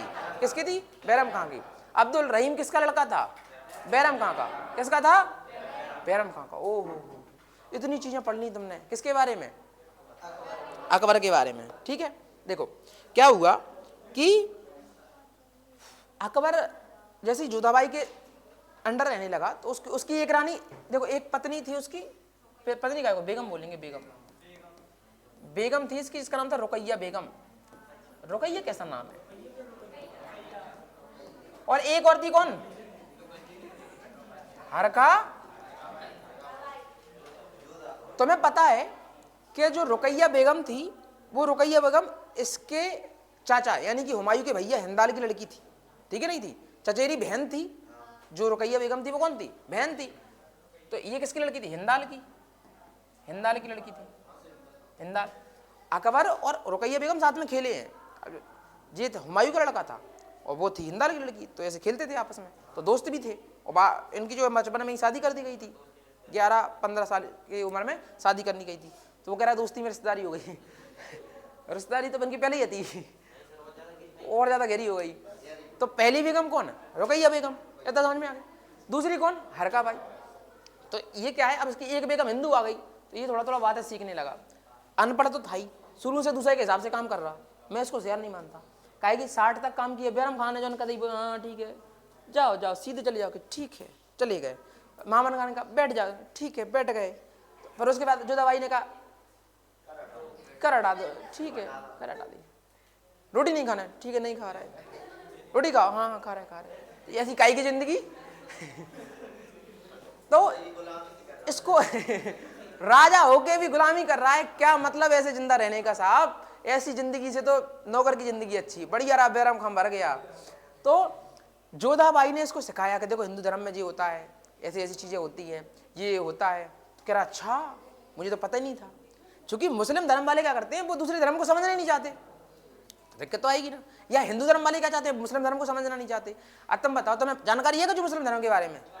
उन्हें तुम्हारे बारे में फिर भी हो जाएगी कि तुम्हारे यहाँ अखंड रामायण होती है, तुम्हारे यहाँ सप्ताह बैठती है साधना की। तुम्हें उनके बारे में कुछ नहीं पता। तुम बताओ ताजिया काहे के लिए होता है? कौन मर गया था कि ताजिया होता है? तुम्हें कुछ नहीं पता। उन्हें पता है रामनवमी क्यों होती है। है कि नहीं? तो जोधाबाई ने ज्ञान देना शुरू किया अकबर को। उसने कहा कोई धर्म बुरा नहीं होता। तो अकबर कह रहा हाँ बात तो सही है। कहीं देखो सब धर्मों में कुछ ना कुछ अच्छी बात है। उसने कहा बिल्कुल सही बात है। कोई देखो, सारे धर्म नहीं कहते हैं कि किसी को मारो, सारे धर्म नहीं कहते हैं कि तुम चोरी करो, डकैती करो, सारे धर्म नहीं कहते हैं तुम किसी की हत्या कर दो, किसी का पैसा लूट लो। कोई कहता है? नहीं कहता है। अकबर ने कहा बिल्कुल सही बात है। अकबर ने कहा एक काम करते हैं, इस पे बढ़िया ये बातें कर, सुनने में मजा आ रहा है, तो एक मीटिंग बुलाया करो हर हफ्ते, और बढ़िया उस मीटिंग में क्या होगा, बोले उस मीटिंग में सिर्फ यही बातें होंगी कि तुम्हें धर्म में क्या अच्छा, तुम्हें धर्म में क्या अच्छा, तुम्हें धर्म में। उससे होगा क्या, उससे ये होगा नहीं, उससे ये होगा कि सब एक दूसरे की बातें समझेंगे। जैसे मैंने जोधाबाई की बात समझी, ऐसे जोधाबाई ने मेरी बात समझी। जैसे मैं जोधाबाई के साथ मंदिर गया, वो मेरे साथ मस्जिद गई, ऐसे सब लोग जाने लगेंगे। लेकिन अकबर को नहीं पता कि अकबर जो काम करना चाह रहा है वो सही नहीं है। कभी भी कछु भी काम करो, लेकिन धार्मिक आदमी जो हो उससे बहस मत करो, वो तुम्हें सुनेगा ही नहीं। तुम्हें घर का जो प्रथा चलती होगी, तुम जाके ज्ञान दो घर है, मम्मी जो पढ़ा है हमने, ऐसा कुछ नहीं होता, ये सब फालतू बातें हैं। मम्मी कहेगी ओ मुझे सिखा रहा, इतना पढ़ लो, मुझे सिखा रहा, तो उल्टा तुम्हें झूठ देंगी। यही सिस्टम है धर्म में। अब अकबर हीरो बन रहा है, अकबर सोच रहा है मैंने जोधाबाई की बात समझ ली, जोधाबाई ने मेरी समझ ली, तो हम क्या करेंगे, एक दिन होगा बृहस्पतिवार का, थर्सडे का, थर्सडे होगा बृहस्पतिवार, और बृहस्पतिवार को सारे धर्म के हम लोग जानकार आदमी बुलाएंगे और बढ़िया एक मीटिंग लगाया करेंगे, उसमें सब अच्छी अच्छी बातें बनाएंगे, सब में दोस्ती हो जाएगी। ठीक है बात, बुलाई साहब, एक स्थापना करी, मजहर की स्थापना, मजहर की स्थापना, मजहर की स्थापना। मजहर क्या था, मजहर वो जगह थी जहां सारे के सारे धर्म के अलग अलग जानकारों को बुलाया जाता था और बहस होती थी, बात होती थी। कब थर्सडे को, बृहस्पतिवार को। इतनी बात समझ में आ गई तुम्हें? मजहर की स्थापना हुई, और तुम्हें पता है जब चार धर्म वाले एक जगह बैठेंगे तो दोस्ती होगी क्या? दूर दूर से तो लड़ते रहते हैं, एक जगह बैठेंगे। ये नहीं होगा कि हाँ तुम्हारे धर्म में इतनी अच्छी बात है, तुम्हारे धर्म में सुनो मेरी बात, मेरे धर्म में सुनो, मेरे में ये अच्छी बात है। तो 1539 में जो मजहर की स्थापना हुई, 1559 में, 559 अगर मैं गलत, 579 सॉरी 579, अब सही, ठीक है। क्या बोलते हैं इसको, 1579। तो मजहर की स्थापना हुई, 6 महीने में बंद करनी पड़ेगी। पर डे आदमी के मूड फूट रहा है, हर बृहस्पतिवार को आओ, एक का मूड फूट के जाता था। अकबर कह रहा मान जाओ लड़ो नहीं, बाना कुर्सी फेंक के मार दी उधर से, बाना तू जाने अभी कुछ, अभी देख मेरे धर्म में जी है। वो कह रहा अच्छा तेरे धर्म में कुछ नहीं, तेरे तो देवता ही नहीं है, जो नहीं है वो नहीं है, जानते ही नहीं है, ऐसा वैसा। तो वो सोच रहा था कि दोस्ती हुई इनमें, बे रोज टांके बंदी फिर रहा है। कहीं क्या हो गया, कहीं बृहस्पतिवार को गए थे कहाँ, कहीं मजहर की स्थापना करने, वहाँ क्या हुआ, कहीं WWE, एक दूसरे को थूर दिया। अकबर ने सोचा अगर ये 6 महीना और चली तो मुझे मारा रहेंगे जी मिल के। अकबर ने कहीं बंद कर दूँ, फालतू काम नहीं। जोधा से कही यार जोधा एक बात बताओ, मैं समझ गया, मुझे समझ में आ गई बात, तुम मेरी बात समझ गए, जी क्यों नहीं समझते हैं? तो वो बोली देखो अपन क्या है, पति पत्नी है, अपन को एक ही जगह रहना है, तो मजबूरी का नाम महात्मा गांधी। मजबूरी है समझना, उन्हें थोड़ी रहना है एक संगे। अकबर ने कहा हाँ फालतू काम नहीं है, बंद कर दो, सब बंद कर दो, फालतू की काम है। अकबर ने कहा जो उलेमा जो आते हैं बड़ी दाढ़ी वाले, जो हाथ में माला लिए रहते, इनका सिस्टम ही खत्म कर दो। अकबर ने जो है मजहर की स्थापना करी और कहा कि आज से मेरा शासन है, उस शासन में किसी भी धर्म वाले की कोई हस्तक्षेप नहीं होगा। तो किसका हस्तक्षेप होगा? बोले उलेमा कुछ नहीं कहेगा, मैंने कुछ किया, उलेमा कुछ कहेगा तो उलेमा को चढ़वा देंगे फांसी पे। तो उन्होंने कहा यार ये तो जनता जो है वो पैनिक हो जाएगी, धर्म का विरोध करोगे तो। उन्होंने कहा जो किताब है, जैसे कुरान है, जैसे भगवत गीता है, जैसे कोई भी किताब है, उस किताब की हम बात मानेंगे, वही मजहर है। मजहर मतलब किसी भी व्यक्ति की बात नहीं मानेंगे, किसी भी ठेकेदार की बात नहीं मानेंगे, डायरेक्ट किसकी बात मानेंगे? किताब में दिखाओ मुझे लिखा है, हम मान लेंगे हमने गलत किया होगा। तुम क्या कह रहे हो, तुमसे पूछ कौन रहा है तुमसे, तुम हो कौन, किसी और से पढ़वा लेंगे। तो सारे के सारे उलेमा वर्ग का हस्तक्षेप का खत्म कर दिया 1579 में अकबर ने। मजहर की स्थापना क्या है? मजहर की स्थापना में अकबर ने एक ट्राई किया था, छोटा सा प्रयास, जिसमें उसने बृहस्पतिवार को, हर थर्सडे को सारे धर्मों के होशियार लोगों को क्या किया था, बुलाना शुरू किया था। लेकिन सक्सेस हो पाई क्या? नहीं, सक्सेस नहीं हो पाई। अकबर ही बच गया, नहीं एक आदना थूर देते पकड़ के अकबर को। जोधा कहती अकबर कहाँ गो, तो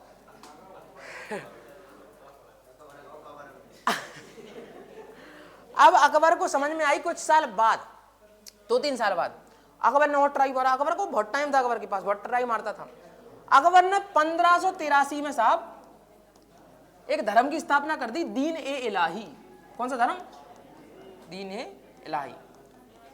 किसी शासक द्वारा बनाया जाने वाला पहला धर्म था दीन ए इलाही। समझ रहे हो बात को? दीन इलाही क्या है? एक धर्म है। किसने बनाया? अकबर ने। कहीं इसमें कौन शामिल होगा? कहीं आओ इसमें शामिल हो, तुम्हारा एक नया धर्म होगा। कहीं क्या मानेंगे? कहीं इसमें बहुत सारी बातें मानी जाएंगी जो सारे धर्मों में अच्छी अच्छी बातें हैं, समझ रहे? ये अशोक बनना चाह रहा था, अशोक ने भी धर्म की स्थापना करी थी, तो ये अशोक ही बनना चाह रहा था, लेकिन सक्सेसफुल नहीं हो पाया क्योंकि मुस्लिम ज़्यादा कट्टर होते हैं। तो हीरो बन रहा था, दीन इलाही की स्थापना करी। दीन इलाही में शामिल होने वाला पहला व्यक्ति था बीरबल। कौन था? बीरबल। और बीरबल का मूल नाम था महेश दास। क्या नाम था? महेश भट्ट या महेश दास या महेश भट्ट, महेश दास भट्ट ऐसा भी कर सकते हो, महेश दास भट्ट। तो जो महेश दास थे उनका नाम था बीरबल, और बीरबल वो व्यक्ति थे पहले जिनने दीन इलाही धर्म को अपनाया था। आसपास ये आदमी अपनाएंगे, कुछ नया नया शुरू कर रहे हैं। तो इसके जो मौलाना बनाए गए वो बनाए गए अबुल फजल को। किसको? अबुल फजल। अबुल फजल वो व्यक्ति जिसने वो व्यक्ति जिसने अकबर के जीवन पे किताब लिखी। उस किताब का नाम था आइन ए अकबरी। क्या नाम था? तो ये सब जो बातें हम पढ़ रहे हैं जी, हमें कहां से मिली? पढ़ने को कहां से मिली? आइन ए अकबरी से। आइन ए अकबरी। हमें कैसे पता कि ये सब हुआ? क्योंकि हमने किताब पढ़ी। वो किताब किसने लिखी थी? अबुल फजल ने। अबुल फजल किसका नौरतन था? अकबर का। किसके दरबार में रहता था? अकबर के दरबार में। दीन इलाही की स्थापना कब करी? 1583 में। दीन इलाही क्या था? एक धर्म था। जो धर्म किसने बनाया था? अकबर ने। अकबर ने बहुत ट्राई किया, बीरबल को बना लिया, अगर जोधा भी उसमें शामिल हो गई, मामा फूफा के मोनी मड़ा हो गए, और दूर के मामा की फूफा की मौसी की मोनी मड़ा भी हो सकते हैं शामिल, लेकिन सब थोड़ी होंगे। कुछ नहीं माना, कोई ने कहा बढ़िया है, बहुत बढ़िया, बहुत देखा हमने। अब वो तो मजार में कुटे थे ये तो दीन इलाही में कुटेंगे अलग। क्यों नहीं आया? खाली डर रहा हो ऐसी दीन इलाही, जी सक्सेसफुल नहीं हो पाया। लेकिन फिर भी किसी शासक ने जिसने एक धर्म बनाया वो था भाई साहब कौन? कौन था? अकबर था। 8:42 हो गए, पता ही नहीं चला। टाइम क्यों नहीं बताते हो कदू? नेक पढ़ा दूं? चलो, मुझे टाइम नहीं बताया आज तुमने। हाँ, मजा आ रहा है। इतना समझ में आया? आईने अकबरी किसकी किताब? अकबर की। किसने लिखी? अबुल फजल ने लिखी है। बीरबल का नाम भी कुछ भी पूछ सकता है इसमें से। बीरबल का नाम क्या है? महेश दास। क्या नाम है? महेश दास। बीरबल की मृत्यु हो गई थी कश्मीर अभियान पे। अकबर ने एक अभियान किया था, कश्मीर अभियान। कश्मीर, उस कश्मीर अभियान में अकबर ने लड़ने के लिए बीरबल को। अब बीरबल शायर आदमी, शायरी करवा लो तुम, लिखवा लो, दिमाग के काम करवा लो, तुम उसको लड़ने भेज रहे हो। बीरबल कह रहा अरे अब तो चलो कश्मीर अभियान पे, अब तो क्या अपना ओहदा बढ़ गया है, अपनी बात मानने लगा है अकबर। तो कही ठीक है चलो कश्मीर अभियान पे गए भाई साहब। ये कभी कभी प्रश्न पूछता है कि अकबर का 9 दरबारी बीरबल किस अभियान में मारा गया था? तो कश्मीर अभियान में। लिख लो इधर, कश्मीर अभियान में मृत्यु। अरे तो जीवन में ज्यादा वैल्यू थोड़ी है अकबर की, ऐसे बहुत बीरबल है उसके पास। अब तुम थोड़ी अकबर बीरबल नाटक चल रहा है, उसमें हर एपिसोड बीरबल ही बीरबल आएगा, तो ऐसे थोड़ी। और सोचो तुम, पहले जोधा की बात मान रहा, फिर किसकी बात मान रहा? अबुल फजल की भी बहुत बात मानता था ये अकबर, और साथ में बीरबल भी आ गया तो बीरबल की बात मान रहा। ये था शंख। शंख समझते हो? शंख को फूंक दिया, बज गया। यही सिस्टम था अकबर का। कोई ने समझा दिया होगा कि दीन इलाही की स्थापना करते, दीन इलाही की स्थापना करवा दी। तो जो कोई समझा दे वो चलता रहता है। ये सब काम करवाया अकबर ने। समझ में आ रहा है? फतेहपुर सीकरी को राजधानी बनाई थी। फतेहपुर सीकरी को राजधानी बनाई, वो भी सक्सेसफुल काम नहीं हो पाया था। 71 में राजधानी बनाई और कुछ साल में ही साहब वहां पानी की कमी पड़ गई। फतेहपुर सीकरी में वहां पानी की बहुत कमी है आज भी। तुम जब जाओगे फतेहपुर सीकरी घूमने तो तुम्हें गाइड बताएगा कि जो नीचे टंकियां बनवाई गई थी, इनसे व्यवस्था थी, इनसे सीधा ऊपर राजधानी ऊपर महल पे पानी चढ़ता था, पर वो पानी की बहुत ज्यादा कमी आ गई। तो वापस फिर दोबारा से फतेहपुर सीकरी से राजधानी कहाँ पहुंच गई?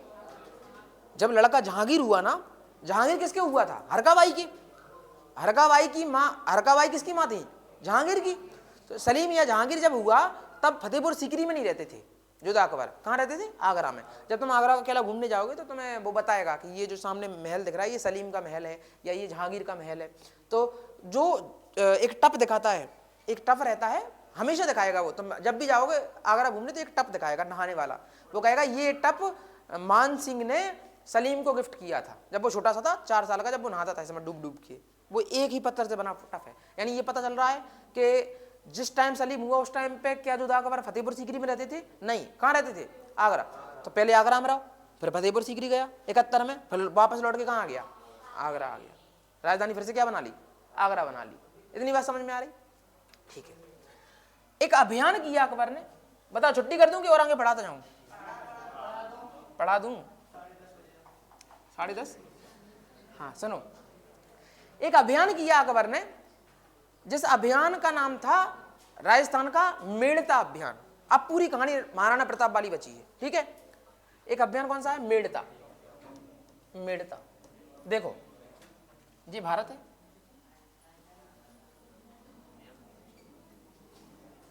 इतना समझ लो बस तुम। ये राजस्थान है, ये पूरा एरिया, ये क्या है, राजस्थान।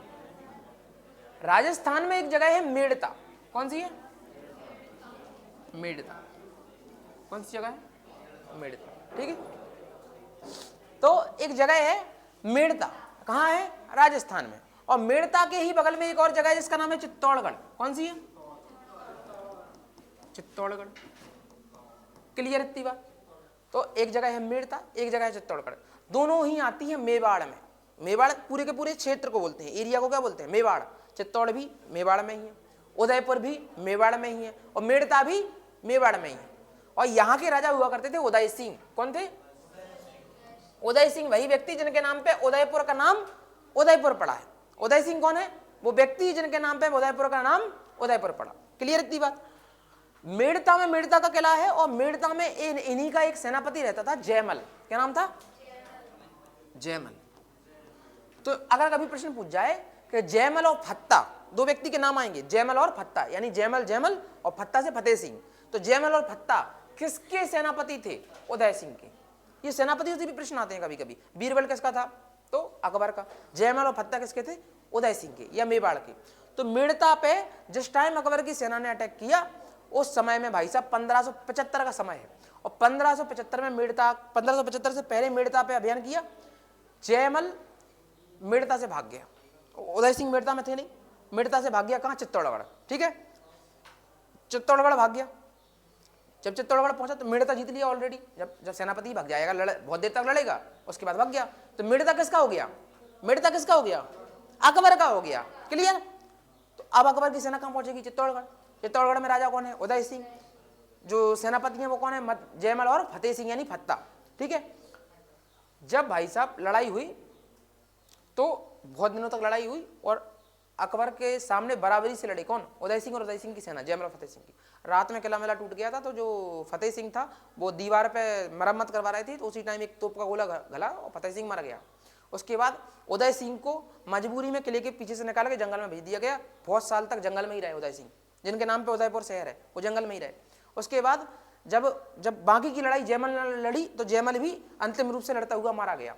अकबर इतना इंप्रेस हुआ उनकी लड़ाई से कि आगरा के किले में गेट पे हाथी पे दो आदमियों की मूर्ति बनवा दी। एक का नाम रख दिया जयमल, एक का नाम फतेह सिंह। कहीं यार इनको मानना पड़ेगा, दुश्मन हो चाहे कोई भी हो, जो लड़ाई लड़ी उससे इंप्रेस हो गए अपन, समझ रहे हैं।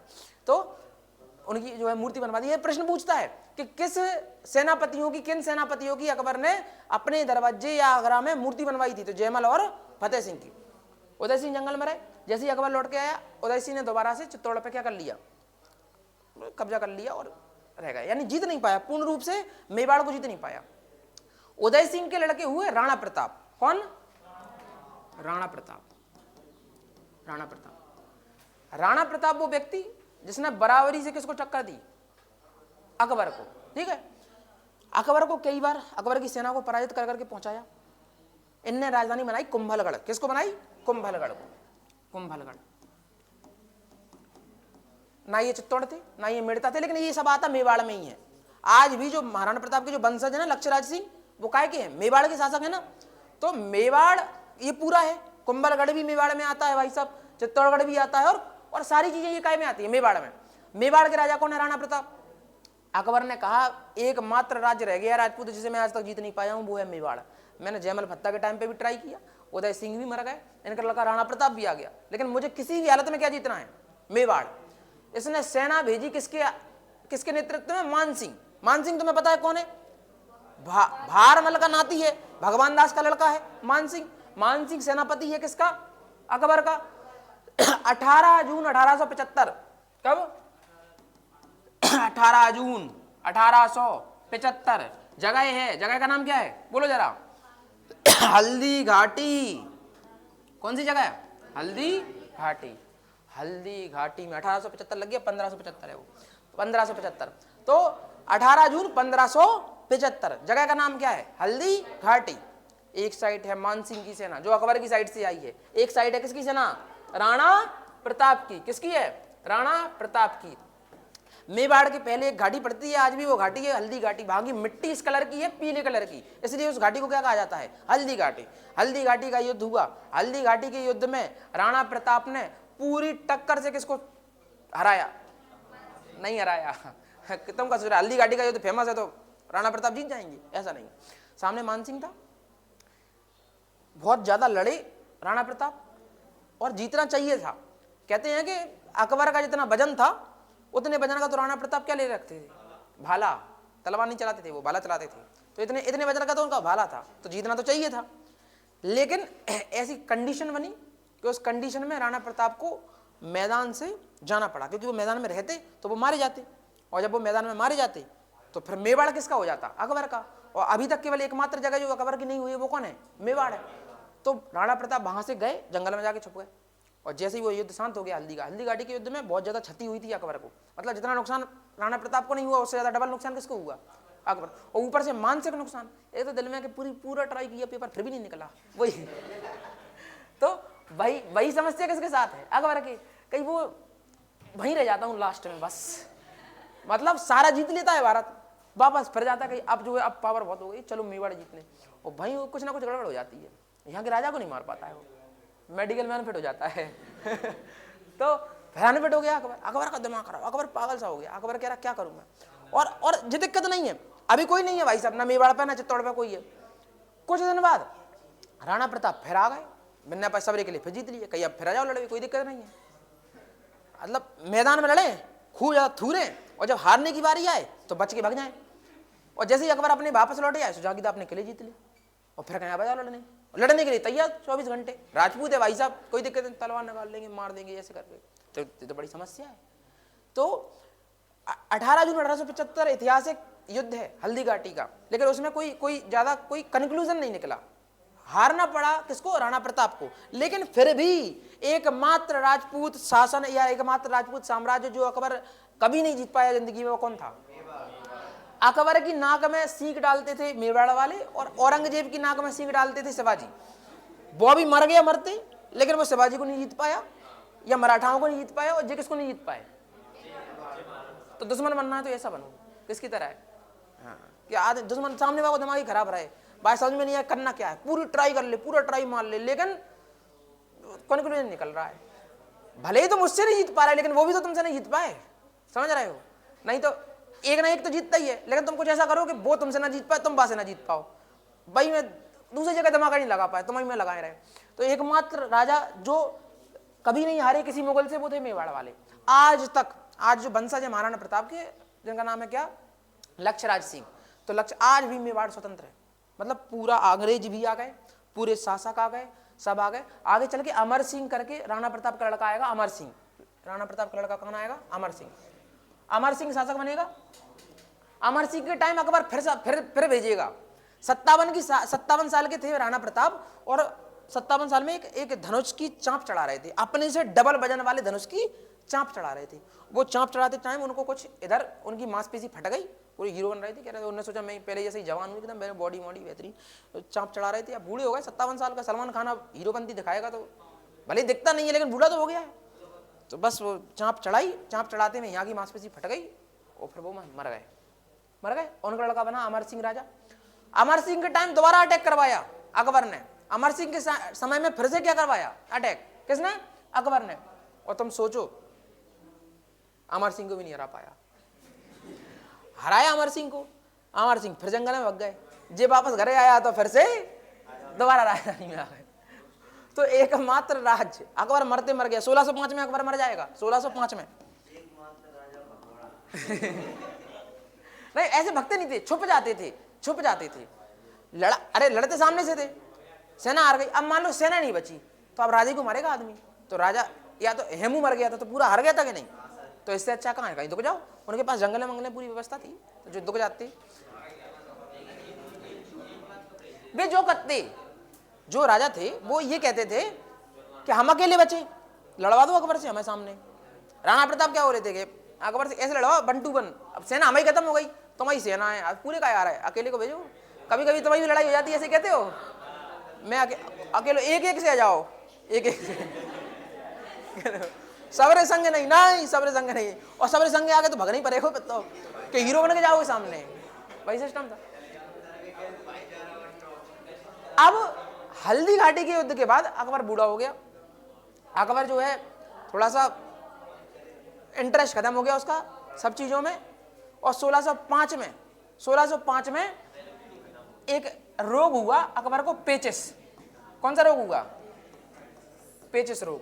पेचिस समझते हो? पेचिस में आंत खराब हो जाती है। पेचिस में आदमी बाथरूम जाता है, फिर आता है, फिर बाथरूम जाता है, फिर आता है, फिर बाथरूम जाता है, 10 लग गए। अकबर को लूज मोशन हो गए थे साहब। अकबर ने कहा ऐसी बाथरूम जाने आने की क्या जिंदगी, इससे अच्छा मैं मर जाऊं। 1605 में अकबर की वैलिडिटी खत्म। अकबर का अपने प्रभु से क्या हो गया? मिलन हो गया, समझ गए। और अकबर ने अपना पहले ही मरने से पहले वो बनवा दिया था मकबरा, आगरा के किले से 13 किलोमीटर समथिंग दूर है, सिकंदरा। कौन सी जगह है? सिकंदरा। तो ये प्रश्न पूछेगा, सुनो सारे प्रश्न है, अकबर का मकबरा कहाँ है? सिकंदरा में है। अच्छा मुझे बताओ जरा, इससे पहले जो राजा था हुमायूं, हुमायूं का मकबरा कहाँ है? दिल्ली में। कहाँ है? दिल्ली में। उससे पहले था बाबर, बाबर का मकबरा कहाँ है? आधा आगरा में है, आधा लाहौर में है। एक बार आगरा में गाड़ा था, फिर उखाड़ के दोबारा कहाँ गाड़ा था? लाहौर में, समझ रहे? अरे हाँ, काबुल में। कहाँ है? काबुल में। कुतुबुद्दीन ऐबक का मकबरा कहाँ है? लाहौर में। कहाँ है? लाहौर में। सारे शासकों के मकबरे याद करना है तुम्हें। शाहजहां का कहाँ है? ताजमहल में। शाहजहां की पत्नी का भी कहाँ है? ताजमहल। दूर नहीं जाते, एक बार ब्याह होगा तो मरवे के बाद भी वही है मकबरा। शाहजहां और मुमताज का मकबरा ताजमहल में, ऐसी सिकंदरा में दोनों का है। जैसे जोधा मरी तो उसका भी वही है, रुकैया का भी वही है, और डोकरा का भी वही है। सोचो तुम, अब कभी कोई घर में मरे दादा बाई, तो दादा बाई के जो बांधना एक ही जगह बांधना, जहां वो मरी थी वहीं उनको बांधना। ऐसा ही होता है। अच्छा, मर के भी तुझको चाहूंगा, वो वाली बात गाना है ना, मैं तो मर के भी तुझको चाहूंगा। क्लियर है इतनी बात? बहुत बहुत धन्यवाद। हल्दी घाटी 75-76, उसको 75-76 कर लो तुम।